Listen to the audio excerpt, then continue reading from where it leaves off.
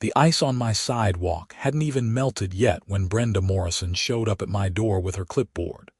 Designer sunglasses perched on her head despite the overcast February sky, and that particular expression of manufactured concern that HOA board presidents seemed to practice in front of mirrors. I was still in my slippers, coffee mug in hand, watching through the window as she took photographs of the thin layer of ice that had formed overnight on the public sidewalk adjacent to my property in our Pleasant Valley neighborhood just outside Portland, Oregon. I opened the door before she could ring the bell, startling her mid-photo. "Good morning, Brenda," I said, keeping my voice neutral despite already knowing where this conversation was headed. She recovered quickly, plastering on that smile that never quite reached her eyes. "Peter, good morning. I'm just documenting a safety violation on your property.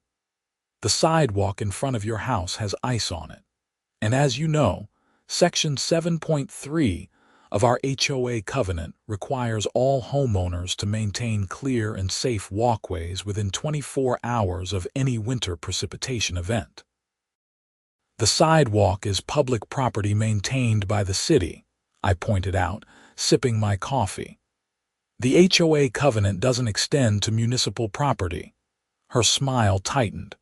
"The responsibility for clearing falls to the adjacent property owner. I'll be issuing a fine of $200, and if it's not cleared within 4 hours, that will increase to $500 per day until compliance is achieved." I set my coffee mug down on the entry table. "Brenda, you do realize that Portland Municipal Code specifically states that property owners are not legally required to clear ice from public sidewalks, and any HOA rule attempting to enforce such requirements is unenforceable. Our covenant supersedes city regulations in matters of community standards," she said, already writing on her clipboard. "You'll receive the formal notice by email within the hour." I watched her walk away, her boots clicking on my driveway, and felt that familiar tension building in my shoulders. This wasn't about ice. This was about control, about Brenda Morrison's need to assert her authority over every aspect of our neighborhood. But what Brenda didn't know, what nobody in Pleasant Valley Estates knew yet, was that I was already very familiar with her tactics. "My name is Peter Emerson, and I'm an attorney specializing in defamation law at Morrison & Chen LLP in downtown Portland. Yes, the irony of my firm sharing a name with our HOA president wasn't lost on me, though we weren't related. For the past 3 months, I'd been building a libel case against Brenda Morrison on behalf of another client, and the discovery phase had revealed a pattern of behavior that made this morning's sidewalk theater look like child's play.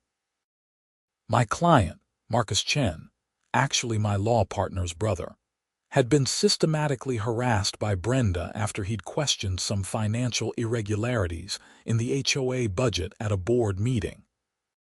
She'd responded by sending emails to every homeowner in Pleasant Valley Estates claiming that Marcus was under investigation for fraud, that he was running an illegal business from his home, and that he'd been making threatening statements toward board members.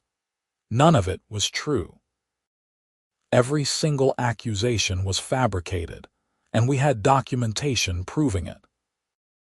The case was scheduled for deposition next week, and Brenda Morrison had no idea that the quiet guy in the corner house who rarely attended HOA meetings was the attorney who'd spent months cataloging her lies, compiling witness statements, and preparing to dismantle her credibility in court. I went back inside and pulled up the email that arrived exactly 53 minutes later, just as she'd promised. The fine notice was professionally formatted with the HOA letterhead, citing multiple covenant sections and including timestamps of her photographs. She'd even copied the entire board on the message, along with about 30 other homeowners, presumably to shame me into immediate compliance. I forwarded it to my work email with a simple note to myself. Add to evidence folder. My phone rang 10 minutes later. It was my partner, David Chen. "Did you see Brenda Morrison's latest email blast?" he asked without preamble. "Hard to miss it when you're the subject," I replied. "She personally delivered the news this morning. Peter, this is perfect. She's doing exactly what we documented with Marcus's case. The public shaming, the manufactured violations, the threats of escalating fines. You need to photograph everything, save all communications." "Already on it," I assured him, though I wasn't planning on becoming a plaintiff in my own case against her. "You might not have a choice if she keeps this up," David said. "Marcus's deposition is Tuesday. Her attorney is going to tear into her credibility, and if she's actively engaging in the same behavior with other homeowners while the case is pending, it only strengthens our position." After hanging up, I spent the next hour photographing the sidewalk from multiple angles, documenting the thin ice layer that was already melting in the rising morning temperature. By noon, the sidewalk was completely clear. I sent Brenda an email with time-stamped photos showing the natural melting process, along with a polite note indicating that the issue had resolved itself and requesting withdrawal of the fine. Her response came 30 minutes later. "The fine stands. Failure to proactively address the safety hazard demonstrates negligence regardless of subsequent weather conditions. Payment is due within 14 days to avoid additional penalties and potential lien proceedings." I read it twice, shaking my head. She was actually threatening to place a lien on my property over ice that had melted on its own within hours. The woman had either lost all sense of proportion or believed she was genuinely untouchable. That evening, I attended the monthly HOA board meeting. I usually avoided these gatherings, finding them tedious displays of petty bureaucracy. But tonight I wanted to see Brenda in action with fresh eyes, viewing her behavior through the lens of the case I was building. The meeting was held in the community center, a modest building at the entrance to Pleasant Valley Estates that hosted everything from yoga classes to birthday parties. About 20 homeowners had shown up, seated in folding chairs facing a table where Brenda presided with 4 other board members flanking her. I recognized Janet Fisher and Robert Torres, both of whom had given depositions for Marcus's case. They described Brenda as domineering and vindictive, someone who viewed any disagreement as personal attack. "Let's begin with old business," Brenda announced, tapping her gavel on the table with unnecessary force. "First item, the ongoing violations at 847 Maple Drive. That was my address." I straightened in my chair. Despite multiple warnings and documentation of safety hazards, the homeowner has refused to address ice accumulation on the adjacent public walkway. As of this afternoon, fines totaling $200 have been assessed, with daily penalties of $500 commencing tomorrow if compliance is not achieved. A hand went up in the audience. It was Patricia Winters, an elderly woman who lived 3 houses down from me. "Brenda, isn't the ice already melted? I walked past there this afternoon and the sidewalk was completely clear." Brenda's expression hardened. "The issue is the homeowner's failure to take proactive measures. We cannot maintain community standards if residents simply wait for problems to resolve themselves. But if nature resolved it within hours, was there really a violation?" Patricia pressed. "And aren't those fines excessive for something so minor?" "The covenant is clear," Brenda said, her voice rising slightly. "And I'll remind everyone that questioning board decisions in a public forum is counterproductive to community harmony. If you have concerns, you can submit them in writing through the proper channels." I watched the exchange with professional interest. Brenda's defensiveness when challenged, her immediate attempt to silence dissent, the way she wielded the covenant like a weapon rather than a guideline. It was all consistent with what we documented in Marcus's case. "I actually have a question about the legal basis for these fines," I said, speaking up for the first time. All heads turned toward me. Brenda's eyes narrowed. "Peter," she said, managing to make my name sound like an accusation. "How nice of you to finally participate in a meeting. Perhaps if you'd attended more regularly, you'd be familiar with the covenant requirements." "I've read the covenant thoroughly," I replied evenly. "But I'm specifically asking about the legal enforceability of fining homeowners for conditions on municipal property." Oregon property law is fairly clear that HOA authority doesn't extend to public sidewalks. "Our attorney has reviewed the covenant," Brenda said. "Everything we do is legally sound." "Who is your attorney?" I asked. "I'd like to review their opinion on this matter." The room went silent. Brenda's face flushed. "That's confidential board business. As a homeowner, you don't have the right to review privileged communications." Actually, under Oregon HOA law, homeowners do have the right to review legal opinions that form the basis for enforcement actions against them, I said. ORS 94.670 specifically addresses transparency requirements for planned communities. Board member Janet Fisher leaned toward Brenda and whispered something. Brenda shook her head sharply. "We'll take your request under advisement. Moving on to new business." I didn't push further, but I'd made my point.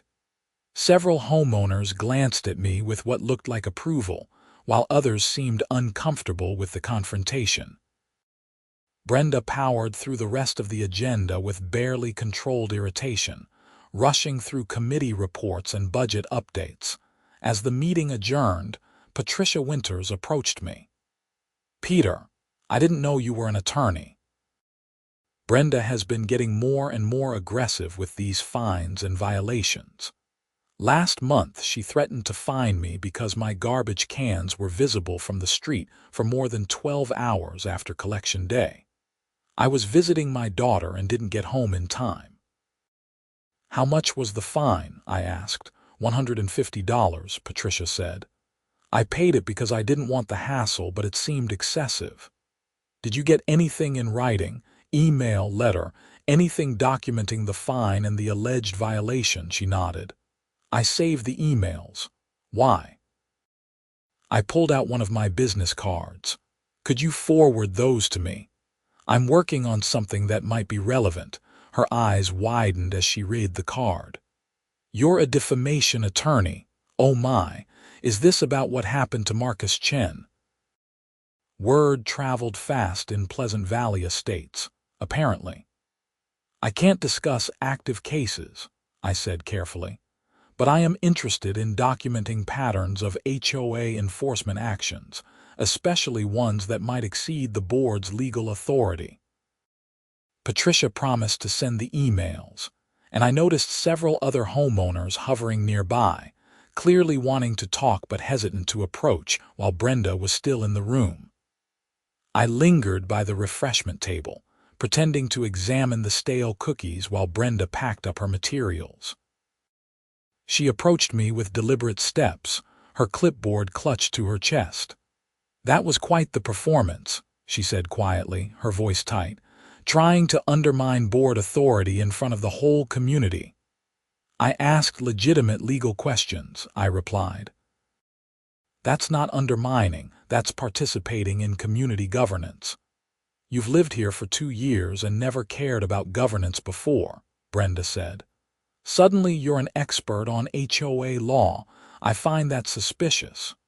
"Maybe I'm just tired of overreach," I suggested. The ice on the sidewalk was gone within hours. Threatening $500 daily fines for a problem that solved itself seems excessive. "You don't get to decide what's excessive," Brenda snapped. "The board makes those determinations, and homeowners either comply or face consequences. If you don't like our rules, you're welcome to sell your house and move somewhere else. Or I could challenge rules that violate state law, I said mildly. That's also an option. Her eyes flashed with anger. Is that a threat? It's a statement of fact. Homeowners have rights, Brenda. The HOA board isn't a dictatorship. She stepped closer, lowering her voice. You have no idea what you're getting into. I've dealt with troublemakers before, and they always regret it. Always. Ask Marcus Chen how well his little rebellion worked out for him. My pulse quickened, but I kept my expression neutral. What happened with Marcus? He learned that there are consequences for attacking the board, Brenda said. Serious consequences. People who spread lies and try to damage reputations don't get to just walk away. I realized with a start that she was essentially confessing to the retaliatory behavior that formed the basis of our libel case. Are you saying you took action against Marcus because he questioned the board? She caught herself, seeming to realize she'd said too much. I'm saying that we don't tolerate disruption in this community. Marcus made serious allegations about financial mismanagement, and we had every right to investigate his background and business activities. What we found was concerning, and we had a duty to inform the community. Even though none of your allegations were true, I asked quietly.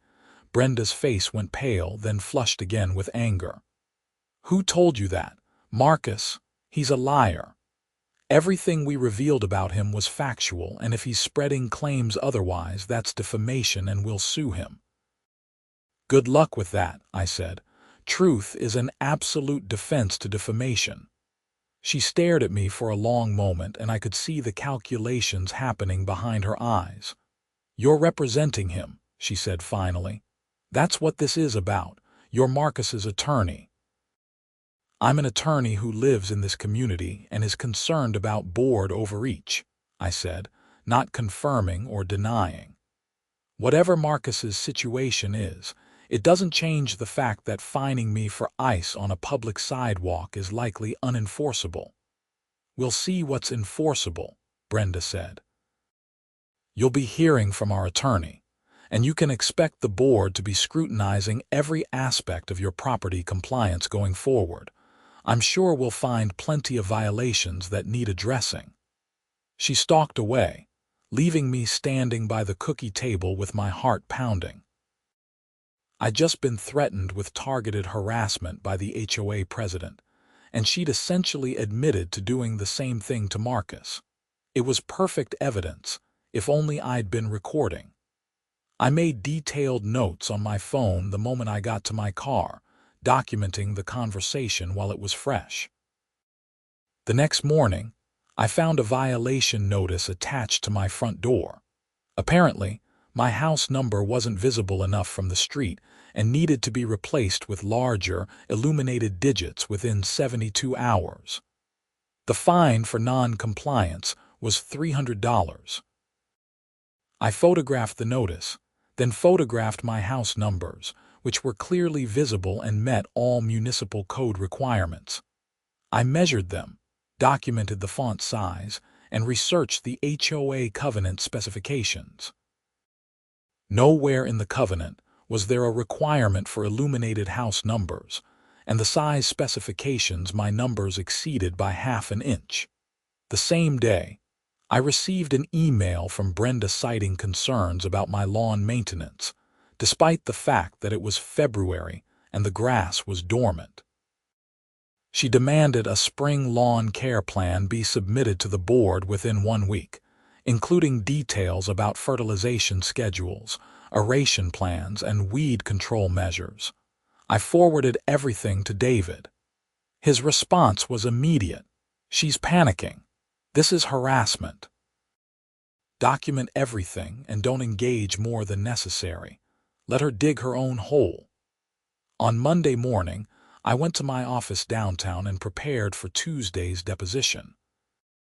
Marcus Chen's case had been 18 months in the making, starting from when Brenda had sent her first defamatory email to the community. Marcus had initially tried to resolve things quietly, but Brenda had escalated, sending multiple emails over several months that painted him as a fraudster, a threat, and a criminal. She'd even contacted his employer, attempting to get him fired with false allegations. We'd subpoenaed all HOA communications, board meeting minutes, and financial records. What we discovered was a pattern of Brenda using her position to target anyone who challenged her authority. There were at least 6 other homeowners who'd been subjected to similar treatment, though none had pursued legal action. Marcus was the first to fight back. David and I spent Monday afternoon doing final preparation. Her attorney is going to try to claim that everything she said was protected opinion or was based on reasonable investigation, David said. But we've got evidence that she fabricated sources, made specific false claims of fact, and acted with actual malice. The question is whether she'll admit to any of it, I said. People like Brenda often double down even when confronted with proof. That's why we have the emails, David reminded me, and the testimony from other board members that she acted alone, without board approval for most of the communications. Tuesday morning arrived cold and clear. The deposition was scheduled for 10 o'clock at the offices of Brenda's attorney, Gerald Hutchison, a personal injury lawyer who apparently dabbled in HOA defense work. Marcus arrived early, nervous but determined. He was a slight man in his 40s, an accountant who'd made the mistake of noticing that the HOA's landscaping expenses seemed excessive and asking questions at a board meeting. "Is she going to be there?" Marcus asked as we rode the elevator up. "She has to be," I said. "It's her deposition. We get to ask her questions under oath, and her attorney will try to limit the scope, but we've got a strong case for broad inquiry given the nature of the defamation claims." The conference room was professionally neutral, all glass and blonde wood. Brenda sat at one end of the table with Gerald Hutchison beside her, looking composed and confident. The court reporter was setting up her equipment. Brenda's eyes widened when she saw me walk in with Marcus and David. "Mr. Hutchison," she said urgently, leaning toward her attorney. "That's Peter Emerson. He lives in Pleasant Valley Estates. He's one of my homeowners." Hutchison looked confused. "I'm sorry, he can't be here," Brenda insisted. "He's a resident in the community. This is a conflict of interest or something." David smiled pleasantly. "Mr. Emerson is co-counsel on this case and has been since we filed. The fact that he lives in your HOA doesn't create any conflict. In fact, it's given him valuable first-hand insight into your management style." Brenda's face went through several color changes. "You've been working on this case the whole time, while living in my community." "It's not your community," I said quietly. "It's our community. And yes, I'm an attorney. That's not a secret." Hutchison raised a hand. "Let's everyone take a breath. Miss Morrison, Mr. Emerson's residence is irrelevant to these proceedings. He's here as counsel for the plaintiff, which is entirely appropriate. Now, can we begin?" We went through the preliminaries, establishing Brenda's role as HOA president, her responsibilities, and the general structure of Pleasant Valley Estates governance. Then we moved into the specifics of Marcus's case. "Miss Morrison, on April 15th of last year, you sent an email to all Pleasant Valley Estates homeowners with the subject line "Important Security Alert," I began, sliding a copy of the email across the table. "Do you recognize this?" She barely glanced at it. "Yes, I sent that." "In this email, you state that Marcus Chen, quote, is currently under investigation by law enforcement for financial fraud related to his business practices. Is that correct?" "That's what the email says," Brenda agreed. Was Mr. Chen actually under investigation by law enforcement at that time? She hesitated. We had received information suggesting that he might be. From whom did you receive this information? I don't recall the specific source. You don't recall who told you that a homeowner was under criminal investigation? That seems like something you'd remember. Hutchison interjected, asked and answered. She doesn't recall the source. Let me ask differently, I said. Did you contact any law enforcement agency to verify this information before sending the email to 237 homeowners? I trusted my source. What source? You just said you don't recall who it was. Brenda shifted in her seat. I received information through community channels. Multiple people had expressed concerns about Marcus's activities. Name one person who expressed concerns to you about Marcus Chen before you sent that email. She couldn't. We spent 20 minutes on that single point, with Brenda unable to provide any source, any evidence, any justification for claiming Marcus was under criminal investigation. Because there was none. She'd made it up. We moved through each defamatory statement methodically. The claim that Marcus was running an illegal business from his home, which was false. He worked as an accountant for a downtown firm and had no home business. The allegation that he'd made threatening statements toward board members, also false, and contradicted by the testimony of the board members themselves. The insinuation that he was financially unstable and couldn't be trusted, based on nothing. Why did you send these emails, Miss Morrison? I asked after we'd gone through the entire list of false statements. To protect the community, she said. Marcus had made serious allegations about HOA financial management, completely unfounded allegations, and I felt residents needed to know that his motives were questionable. So these emails were retaliation for Marcus raising concerns about HOA finances. No, they were providing important context. Context that you fabricated. I believed everything I wrote was true. Based on what? You've admitted you have no sources, no evidence, no investigation. You just believed it, her attorney was objecting frequently now, but the damage was done. Brenda's credibility was shredding in real time. We took a break after 2 hours and I could see the strain on her face.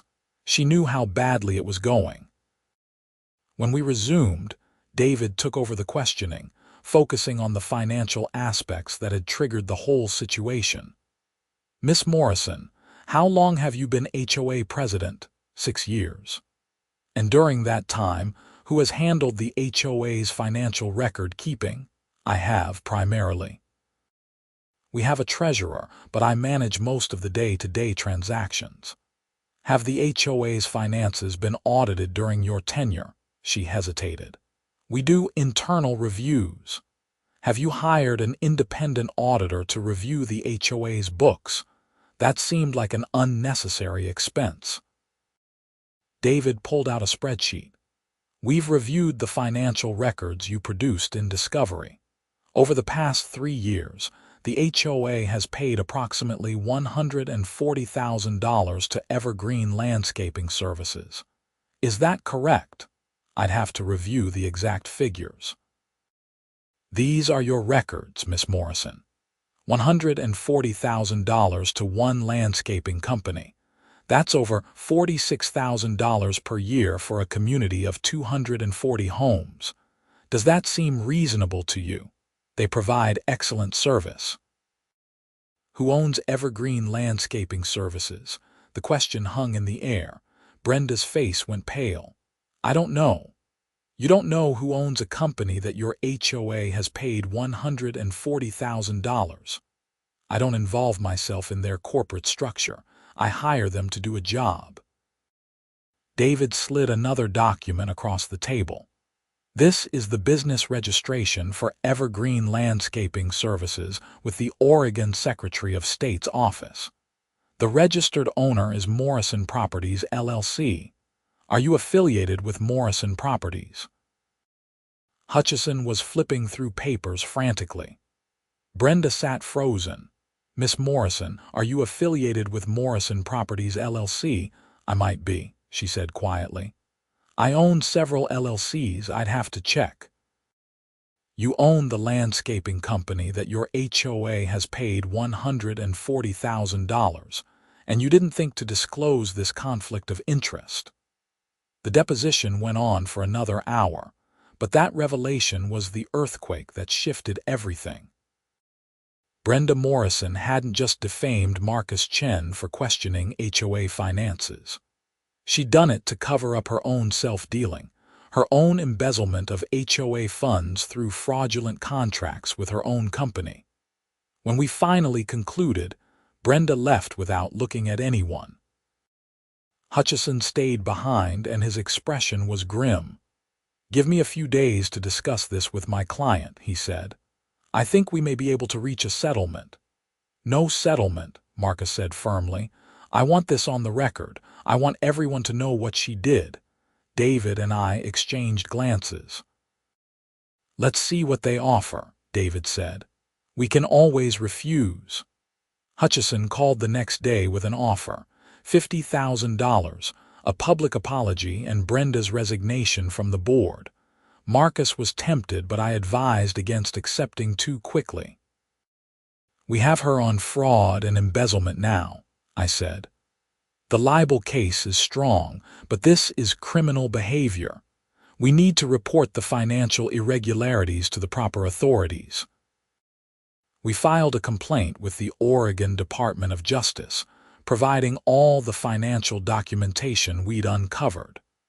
They opened an investigation within a week. We also sent a letter to the Pleasant Valley Estates HOA board, informing them of the conflict of interest and potential embezzlement, and recommending they immediately suspend Brenda's access to HOA funds and retain an independent auditor. The board meeting that followed was unlike anything Pleasant Valley Estates had ever seen. Over 100 homeowners packed the community center, with people standing along the walls when the chairs ran out. Brenda sat at the board table looking diminished, while the other 4 board members looked shell-shocked. I attended, sitting in the back row. Several homeowners who'd contacted me after the previous meeting were there as well, ready to share their own experiences with Brenda's harassment and excessive fines. Robert Torres, the board vice president, called the meeting to order. His hands shook as he held the gavel. We're here to address serious allegations that have been brought to the board's attention regarding financial irregularities and potential conflicts of interest. The board has retained an attorney and an independent auditor to investigate these matters. What about the defamation suit? Someone called out. Is it true Brenda lied about Marcus Chen? Torres nodded slowly. We've been provided with deposition testimony that raises significant concerns about communications that were sent under HOA letterhead without full board approval. We're reviewing all of it. Patricia Winters stood up. I want to talk about the fines. Brenda has been fining people left and right for ridiculous violations. She fined me $150 because my trash cans were visible. She fined Peter Emerson for ice on a public sidewalk. How many other people have been subjected to this? Hands went up all over the room. Torres looked overwhelmed. We'll be reviewing all enforcement actions and fines issued over the past year. If anyone believes they were fined improperly, please submit documentation to the board. Brenda finally spoke, her voice tight. This is a witch hunt. One disgruntled homeowner makes false accusations, and suddenly everyone wants to pile on. I've served this community for 6 years, and this is the thanks I get. You served yourself, someone shouted. You paid your own company with our dues. That's not illegal, Brenda shot back. Many HOA board members own service companies. As long as the services are provided and properly documented, there's no issue. Except you never disclosed the conflict, I said, speaking from the back of the room. All heads turned. Oregon law requires disclosure of any financial interest in contracts awarded by the HOA. You signed contracts with your own company without telling anyone. Who are you to lecture me about the law? Brenda demanded. Oh, that's right. You're Marcus Chen's attack dog attorney. You've been working against this community from the inside.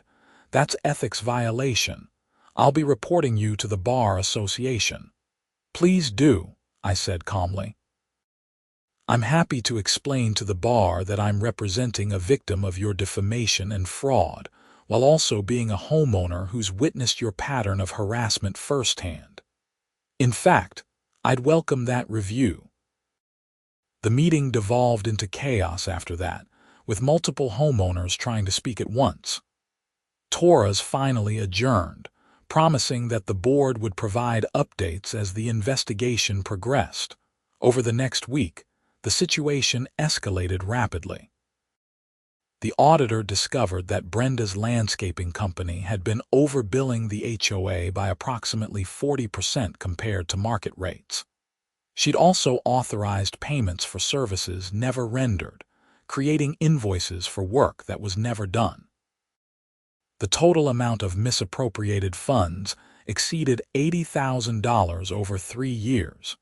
The Oregon Department of Justice forwarded the case to the Multnomah County District Attorney's Office for criminal prosecution. Brenda was charged with theft in the first degree, criminal fraud, and abuse of position as a fiduciary. She was arrested on a Friday morning, with the news spreading through Pleasant Valley estates like wildfire by noon. I was in my office when David knocked on my door. Did you hear about Brenda's arrest? Yeah, Patricia Winters called me an hour ago. Apparently, the police showed up at her house at 8 in the morning. She's facing significant prison time if convicted, David said. First-degree theft with her position of trust is going to be an aggravating factor. The DA is not messing around. What about the libel case? I asked. Hutchison called. They want to settle immediately. $100,000, full public retraction of all statements and Brenda's agreement not to contest any civil claims. They're trying to minimize her liability before the criminal trial. Marcus accepted the settlement. The $100,000 was substantial, though no amount of money could fully repair the damage to his reputation. The public retraction was published in the community newsletter and sent via email to all homeowners, acknowledging that every statement Brenda had made about Marcus was false and apologizing for the harm caused. Brenda resigned from the board in disgrace. The HOA hired a professional management company to handle day-to-day operations while a new board was elected. The election was contentious, with many homeowners wanting complete transparency and accountability after years of Brenda's authoritarian rule. I was approached about joining the board, but I declined. I'd had enough of HOA politics. However, I did volunteer to review the covenant and bylaws, recommending changes to prevent future abuse. We implemented term limits for board positions, required disclosure of all financial interests, mandated annual independent audits, and created an appeals process for homeowners who believed enforcement actions were improper. The changes were approved by an overwhelming majority vote. Meanwhile, my own dispute with Brenda wasn't finished. I filed a separate libel claim based on statements she'd made after discovering I was Marcus's attorney. She'd sent emails to several homeowners claiming I was engaged in unethical conduct, that I'd infiltrated the community to gather information illegally, and that I was part of a conspiracy to damage the HOA. All false, all defamatory. Unlike Marcus's case, mine didn't settle quickly. Brenda was facing criminal charges and had bigger problems than my lawsuit, but her emails had caused real harm, Some neighbors stopped talking to me. I received hostile looks at the grocery store. One person spray-painted "lawyer scum" on my fence, though whether that was related to Brenda's statements or just general anti-attorney sentiment was unclear. The criminal trial began in September, 8 months after Brenda's arrest. I attended several days of testimony, watching as prosecutors methodically proved every element of theft and fraud. The evidence was overwhelming. Brenda's own records condemned her, showing a clear pattern of self-dealing and falsified invoices.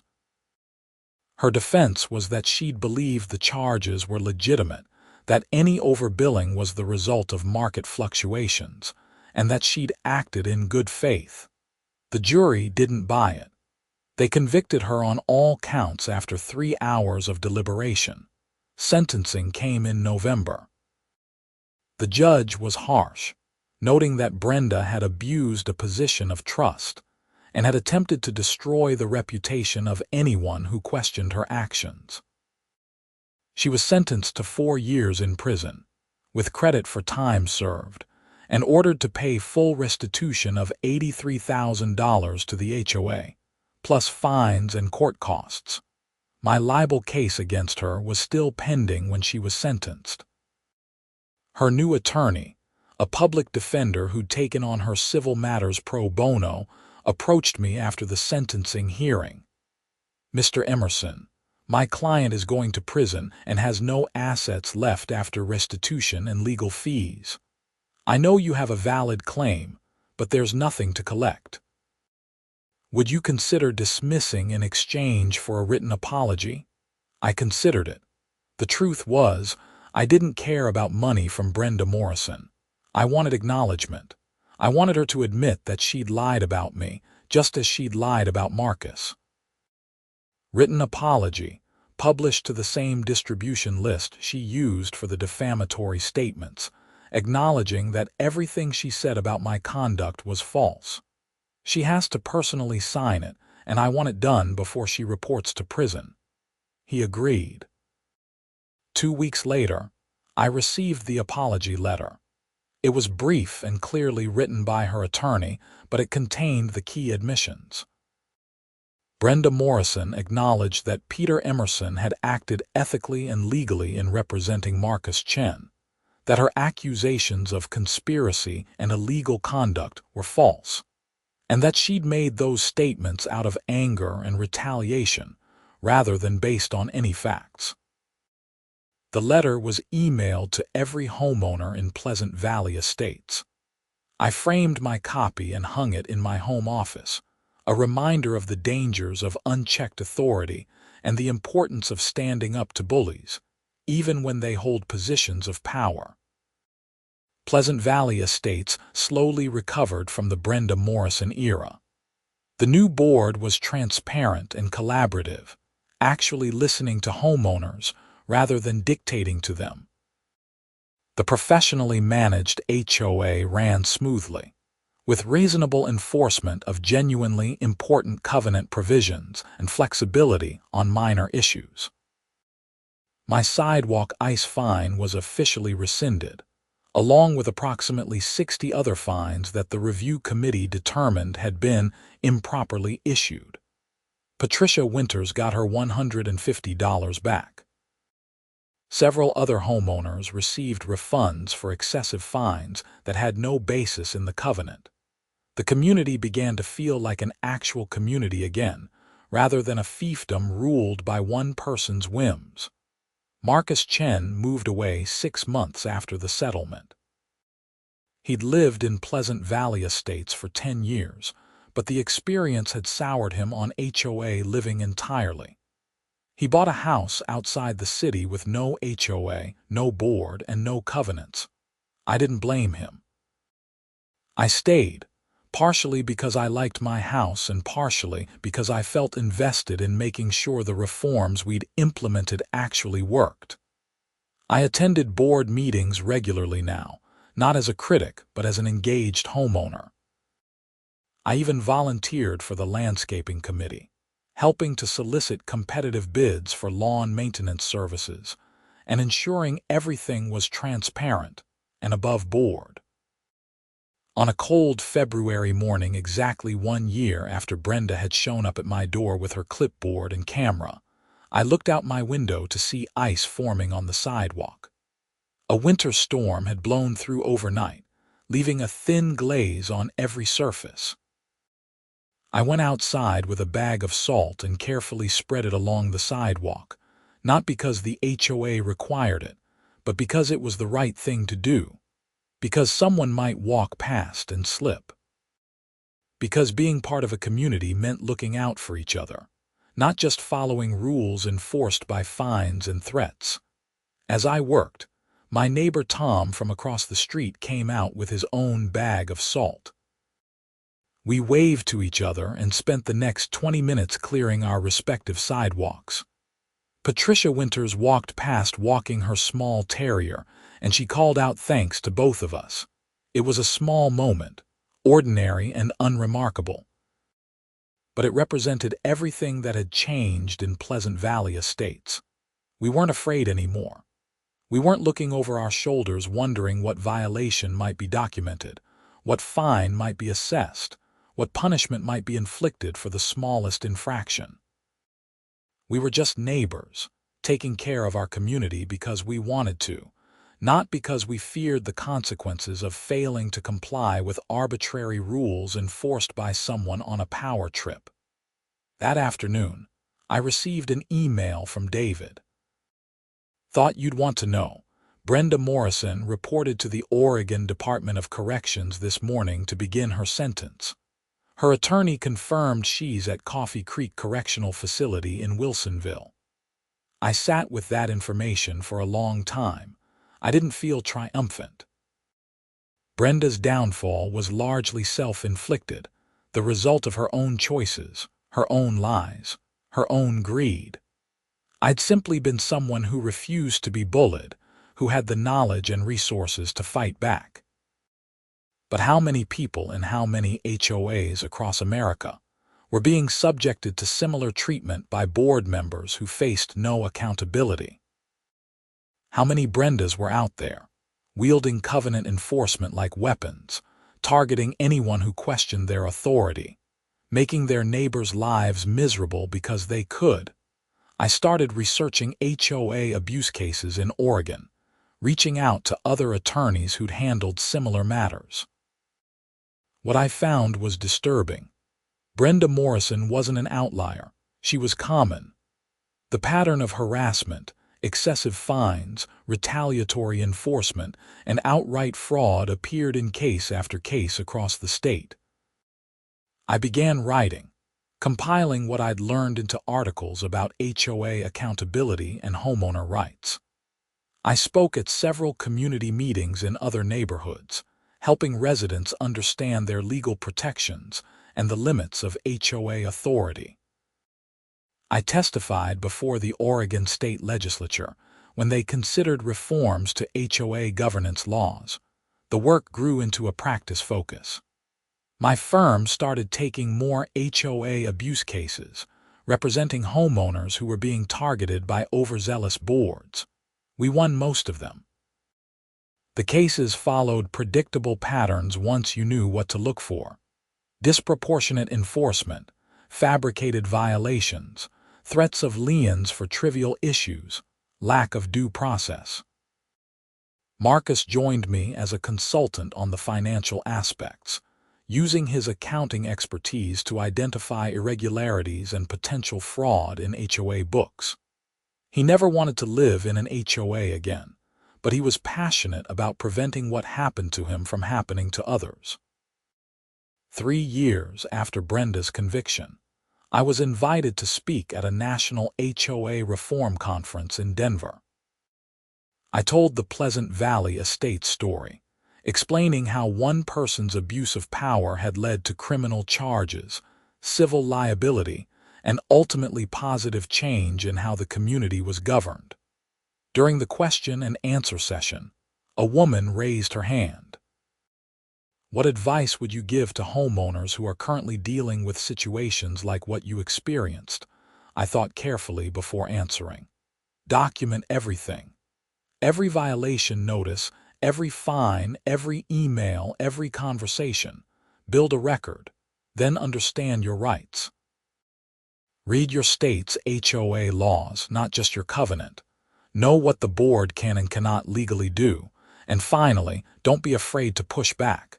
They're counting on you being intimidated or too busy to fight.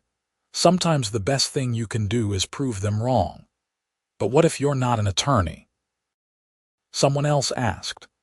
What if you don't have the resources or knowledge to fight back? Find people who do, I said. Many attorneys, including my firm, take HOA abuse cases on contingency, meaning you don't pay unless we win.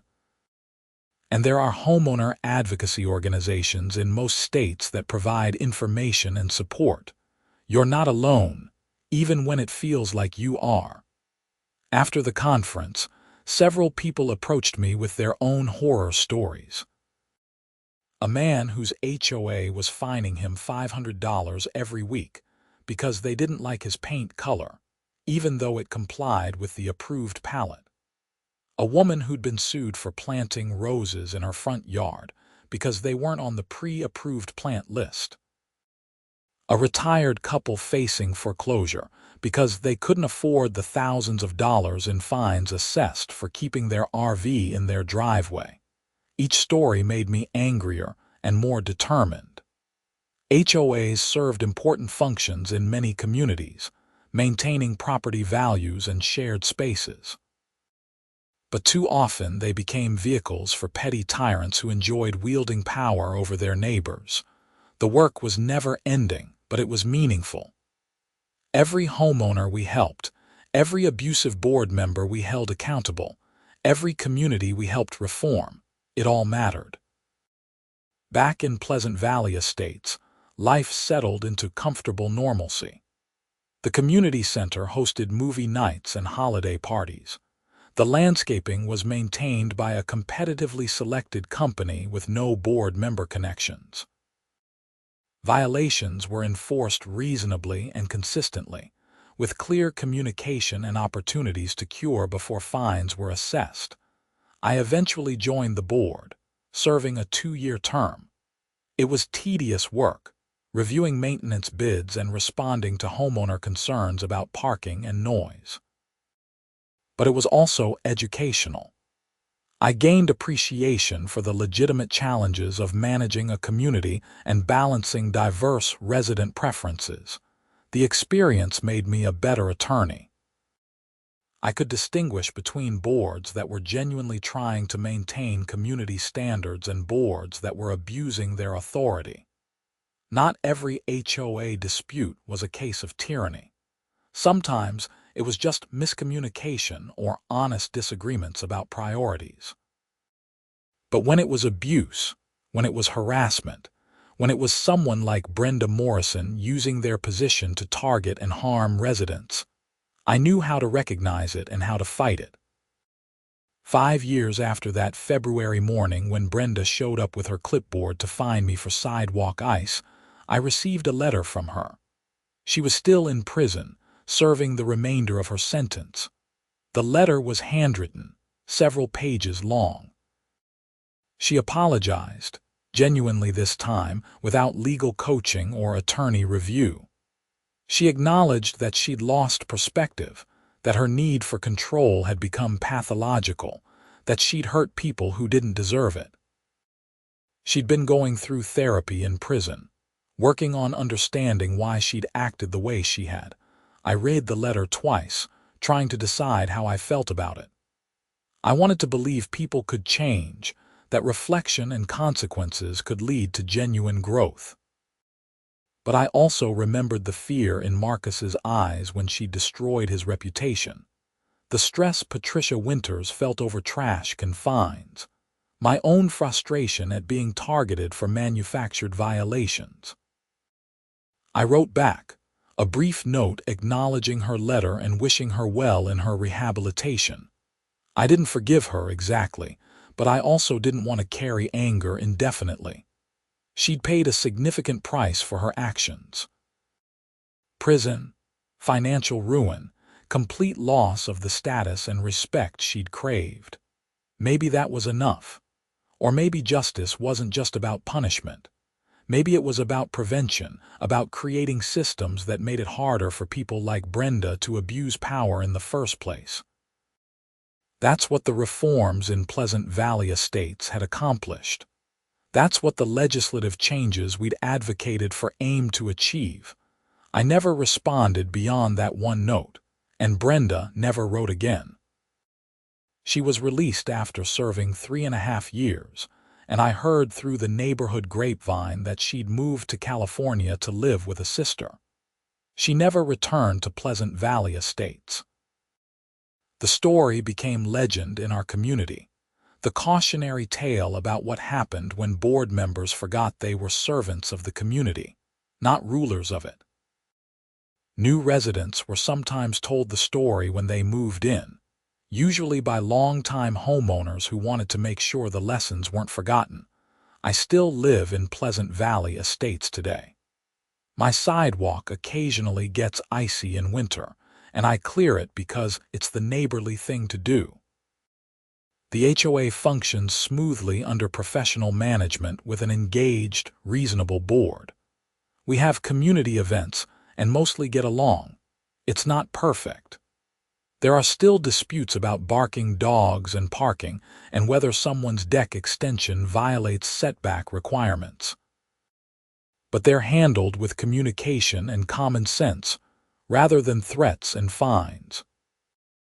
And when I walk through the neighborhood on spring evenings, seeing people tending their gardens and kids playing in yards and neighbors chatting over fences, I'm reminded that this is what community is supposed to be. Not a hierarchy of rule makers and rule followers, not a system of violations and punishments, but a collection of people choosing to live near each other and working together to make the neighborhood a good place to be. That's what Brenda Morrison never understood. Power in a community isn't about control. It's about service, facilitation, and helping people coexist peacefully. When boards forget that, when individual board members start seeing themselves as enforcers rather than neighbors, that's when things go wrong. The ice on my sidewalk that February morning wasn't really about ice at all. It was about one person's desperate attempt to maintain dominance, to punish anyone who might challenge her authority. She chose the wrong target, someone with the knowledge and resources to fight back, and that choice ultimately exposed years of abuse and corruption. But I think about all the people who weren't attorneys, who didn't know their rights, who paid those fines and endured that harassment because they didn't know they had options. That's what keeps me doing this work, taking these cases, pushing for reforms. Because everyone deserves to feel safe in their home, to live without fear that someone on a power trip will target them for manufactured violations. Everyone deserves a community governed by fairness and transparency, not by one person's need for control. The sidewalk ice melted that morning, as it always does. But the changes that began that day, the accountability that was finally imposed, the reforms that were implemented, those were permanent. That's the real victory, not what happened to Brenda Morrison, but what happened to Pleasant Valley Estates after she was gone. We built something better. We created a community where people aren't afraid of their HOA board, where rules are enforced fairly and reasonably, where communication is valued over punishment. It took years, and it required people to be willing to stand up and demand change, but it happened. And every time I see that framed apology letter in my office, I'm reminded that sometimes the most important thing you can do is refuse to be bullied. Sometimes just saying no, just pushing back, just demanding accountability, that's enough to start changing things. The story of Brenda Morrison and Pleasant Valley Estates isn't unique. It's happening in communities across America every day. but it doesn't have to end the same way every time. With knowledge, courage, and persistence, homeowners can reclaim their communities from those who abuse power. That's the lesson I learned from the ice on my sidewalk, from the fine that was never really about safety, from the HOA president who tried to intimidate the wrong person. Power unchecked becomes tyranny, but power challenged must justify itself. And when it can't, when it's built on lies and abuse and corruption, it falls. Brenda Morrison fell hard, but Pleasant Valley Estates rose from the ashes of her regime, stronger and healthier and more genuinely communal than it had been in years. That's the story I tell when people ask about my HOA work. Not about vengeance or lawsuits or criminal convictions, though those are part of it. The real story is about community, about neighbors coming together to demand better, about ordinary people finding the courage to challenge authority when it becomes oppressive. That's what matters. That's what lasts long after the trials end, and the sentences are served and the settlements are paid. We made Pleasant Valley Estates better. And that work continues, one community at a time, one homeowner at a time, one abusive board member held accountable at a time.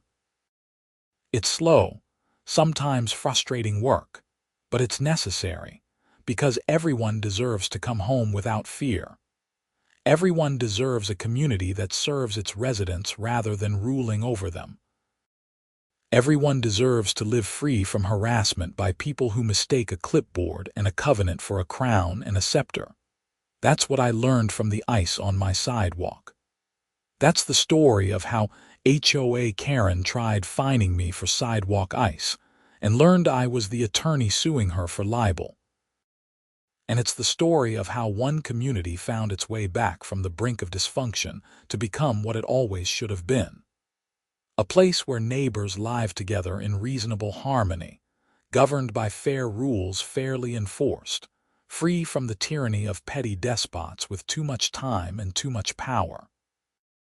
The ice melted, the truth emerged, justice was served, and Pleasant Valley Estates became, finally, a genuinely pleasant place to live.